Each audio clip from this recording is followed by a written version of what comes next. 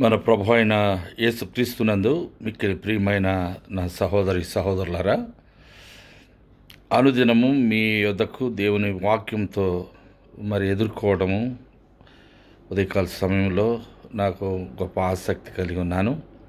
మీరందరూ క్షేమంగా ఉండాలని ఉన్నారని విశ్వసిస్తూ మీ కొరకు ప్రార్థన చేస్తున్నాను. ఈ ఉదయకాల సమయంలో దేవుని పరిశుద్ధ లేఖనంలో పరిశుద్ధ లూకా వ్రాసిన సువార్తలో 19వ అధ్యాయము 41 మరియు 42 వచనాలు నేను మీకు చదివి వినిపిస్తాను. పరిశుద్ధ లూకా వ్రాసిన సువార్త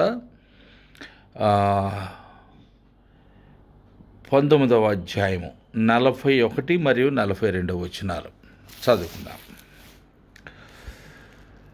ఆయన పట్టణమునకు సమీపించినప్పుడు దానిని చూచి దాని విషయమై ఏడ్చి, నీవును ఈ దినమందైనను సమాధాన సంబంధమైన సంగతులను తెలుసుకొనిన ఎడల నీకెంతో మేలు, కానీ ఇప్పుడు అవి నీ కన్నులకు మరుగు చేయబడి ఉన్నవి.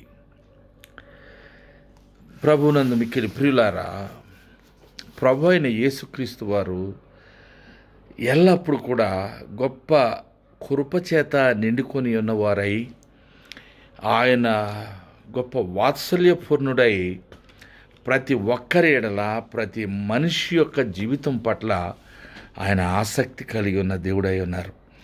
అందువల్ల ఆయన పట్టణం అంటే పట్టణంలో చెట్టు చేమలు లేకపోతే గుట్టలు ఆయా గృహాలు అవి చూచి ఆయన ఏడవలేదు, కానీ ఆ పట్టణంలో నివసిస్తున్న ప్రజలను చూచి వారి ఎడల జాలిపడి ఆయన ఏడ్చి తన ప్రేమను వ్యక్తపరిచి ఉన్నాడు. ఆయన అవకాశం ఇచ్చినప్పుడు సద్వినియోగపరుచుకొని లోబడి ఆయన పాదాలను ఆశ్రయించితే మనకెంతో మేలు. అంతేకాని మనం ఒకవేళ నిర్లక్ష్యం చేసి ఆ సమయాన్ని వృధా చేసుకున్నట్లయితే భ్రష్టుడైన ఏశావు వలె మనం ఏడ్చిన తర్వాత అవకాశం కోల్పోతారు. వ్యభిచారి అయినను భ్రష్టుడైనను అని వ్రాయబడి ఉన్నది.